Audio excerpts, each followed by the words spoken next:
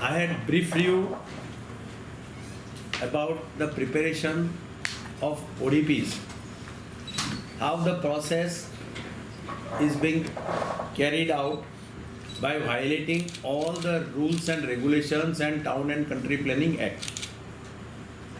I had specifically mentioned that 39(1) speaks of consultations, that the words used are the Planning and Development Authority shall prepare after consultation with the local authorities. Now, there was a writ petition filed by some NGO before the High Court. There was another petition filed before the Lok Ayukta on the same issue.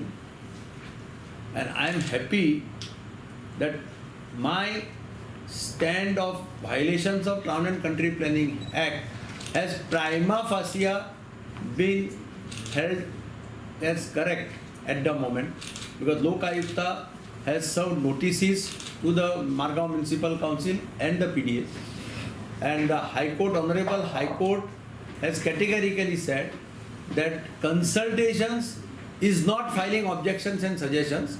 Consultations means you have to sit together and be part of the preparation of the plan. If this principle, they have asked them to postpone the meeting which was scheduled by the SGPDA to approve the outline development plan today, thinking that code of conduct may come tomorrow or on Monday. That's what I feel, because they were trying to do it in a hurry.